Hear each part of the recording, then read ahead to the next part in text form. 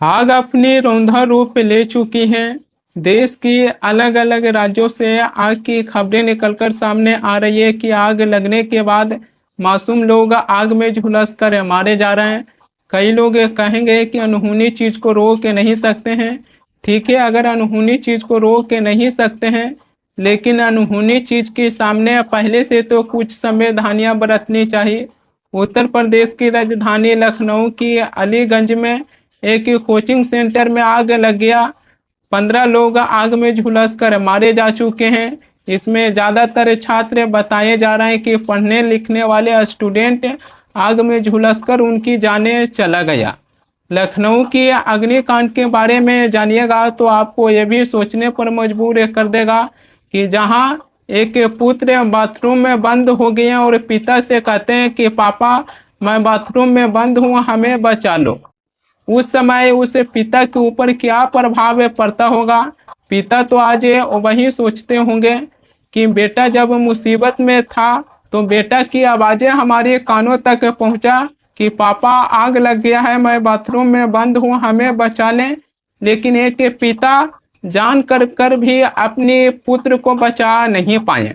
शायद उस पिता के ऊपर आज सबसे ज्यादा प्रभाव पड़ता होगा कि बेटा जब मुसीबत में था तो बेटा अपनी मुसीबत की जानकारी हमको दिए, लेकिन एक पिता चाह कर भी अपने बेटों को बचा नहीं पाए। लखनऊ में आग लगने के बाद एक कहानी दिल्ली के मालवीय नगर जैसा ही निकलकर सामने आ रहा है। दिल्ली के मालवीय नगर एक होटल में आग लग जाता है। 21 लोग आग में झुलस कर मारे जाते हैं। इमरजेंसी के वक्त होटल से बाहर निकलने के लिए अलग से कोई रास्ता नहीं था। कई लोग खिड़की से कूदते हुए भी दिखाई दिए थे। उसी प्रकार यूपी की राजधानी लखनऊ की अलीगंज की एक कोचिंग सेंटर में आग लगा है और वहां भी कुछ ऐसी ही स्थिति बनते हुए दिखाई दिया है। पुलिस के मुताबिक पता चलता है कि बिल्डिंग में फायर सेफ्टी की कोई भी व्यवस्था नहीं था। इमरजेंसी के वक्त बिल्डिंग से बाहर निकलने के लिए अलग से कोई रास्ता नहीं था। हादसे के वक्त छत का दरवाजा भी बंद था। इसी के चलते लोग बिल्डिंग से बाहर नहीं निकल पाए और दम घुटने से उनकी जाने चल गया। लखनऊ की इमारत में आग लगने के बाद उसकी शुरुआती वीडियो भी सामने आया है, जिसमें दिखाई देती है कि कई ऐसे छात्र लाइब्रेरी से निकलकर बिजली की केबल की तार से फर्स्ट फ्लोर से नीचे उतरते हुए भी दिखाई देते हैं और कई ऐसे छात्र नीचे भी गिर जाते हैं, उनको चोट भी लगता है। इस वीडियो को देखने के बाद आज ये भी पता चलता है कि लोगों को अपनी जान बचाने के लिए कितनी ऊंचाई से कूद रहे हैं, उस वक्त कुछ भी पता नहीं चलता है।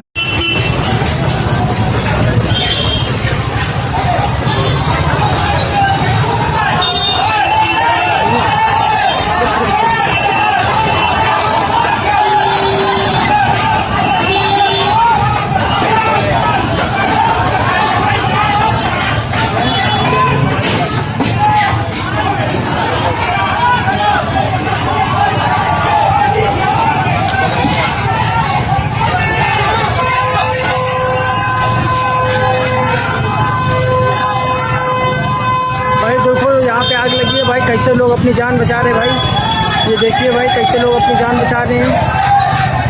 आग लगी है, देखिए तार से उतर रहा है भाई, देखिए भाई तार से उतर रहा है। देखो भाई आग लग गई है। टाटा गेम का कोई ये ऑफिस है यहाँ पे। इसमें देखिए लोग अपनी जान बचा रहे उतर रहे हैं।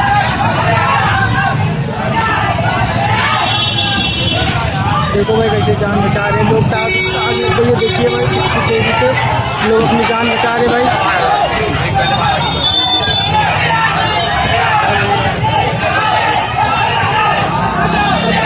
देखिए आग भाई बढ़ गई है भाई।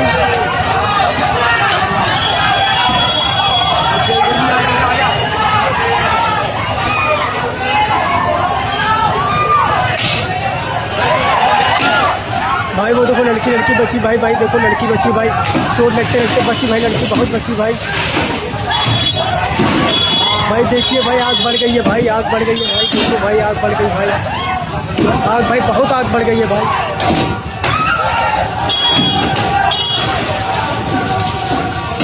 भाई बहुत आग बढ़ गई है, देखो भाई बहुत तेजी से आग लग गई। होटल हो या फिर कोचिंग सेंटर, ऐसा क्यों बनाया जाता है कि इमरजेंसी के वक्त बाहर निकलने के लिए अलग से कोई रास्ता दिखाई नहीं देता है?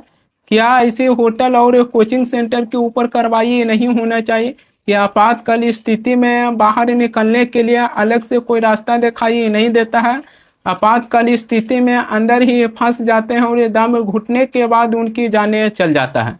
लखनऊ अग्निकांड में बिल्डिंग के पिछले दीवार को तोड़कर लोगों की शवें निकाला जा रहा है। इससे ये भी पता चलता है कि क्या कोचिंग सेंटर में बाहर से लोगों के प्रवेश पर पूरी तरीके से वर्जित था कि बिल्डिंग में आग लगने के बाद बिल्डिंग की पिछले दीवारें तोड़कर लोगों की शव निकाला जा रहा है। लखनऊ की जिस बिल्डिंग में आग लगा है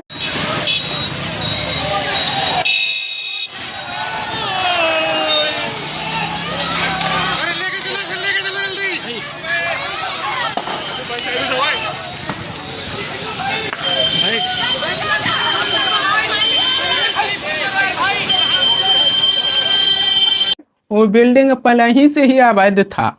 10 मई 2016 को एलडीए द्वारा अनधिकृत के खिलाफ ध्वस्तीकरण के आदेश पारित किया गया था, लेकिन 5 जुलाई 2016 यानी कि 2 महीने के अंदर ही बिल्डिंग की ध्वस्तीकरण के आदेश को निरस्त कर दिया गया।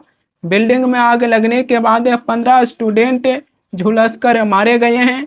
इसी के बाद बिल्डिंग की मालिक को नोटिस जारी कर 15 दिनों में जवाब मांगा गया है। अगर बिल्डिंग के मालिक 15 दिनों में जवाब नहीं देंगे तो उसे बिल्डिंग पर बुलडोजर चलाई जाएगी।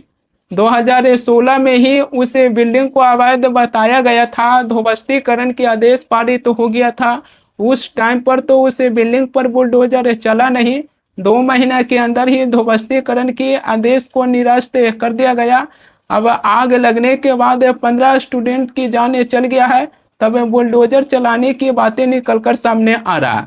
कई लोग कहेंगे कि बिल्डिंग में आग लगने के बाद उत्तर प्रदेश के मुख्यमंत्री योगी आदित्यनाथ उस बिल्डिंग पर बुलडोजर चलवा दिए और बाबा का बुलडोजर चलते हुए कोई समय नहीं लगा। नीट यूजी 2026 की पेपर लीक होने के बाद कई ऐसे स्टूडेंट सुसाइड कर लिए थे। नीट यूजी 2026 का दोबारा एग्जाम 21 जून को हुआ। एक स्टूडेंट एग्जाम देकर आए हैं, लेकिन इसके बावजूद भी सुसाइड कर लिए हैं। सचिन गुप्ता अपने एक्स पर ट्वीट कर जानकारी दिए हैं कि उत्तर प्रदेश जिला महाराजगंज में नीट पेपर देकर लौटी छात्रा चंचल भारती ने फांसी लगाकर जान दे दी। प्रश्न पत्र के पहले पेज पर छात्रा ने सुसाइड नोट में लिखा, मेरे से कुछ नहीं हो सकता मेरे भैया जी।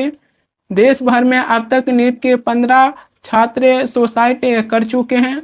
आज ये सवाल पूछा ही जाएगा कि जब स्टूडेंट कोचिंग सेंटर में पढ़ने के लिए जाते हैं, आग लगने के बाद 15 ऐसे स्टूडेंट जलकर मर जाते हैं, जबकि नीट का पेपर लीक होने के बाद सुसाइड कर लेते हैं छात्र। नीट का एग्जाम देकर आते हैं, इसके बावजूद भी एक छात्र सुसाइड कर लिया। आखिर छात्र इस तरीके से हताश होकर अपनी सुसाइड करने हैं, इसकी जिम्मेवारी कौन लेते हैं? जबकि नीट यूजी 2026 का एग्जाम दोबारा 21 जून को हुआ। उससे पहले स्टूडेंट का एडमिट कार्ड जारी किया गया था, लेकिन एनटीए की तरफ से भी एक बड़ी गलती हुआ था कि एक स्टूडेंट को सेंटर अबू धाबी में दे दिए थे। इसको लेकर एनटीए के ऊपर भी जो सवाल उठाया जाएगा कि आखिर ऐसी गलती एनटीए हैं जो कब तक करेंगे।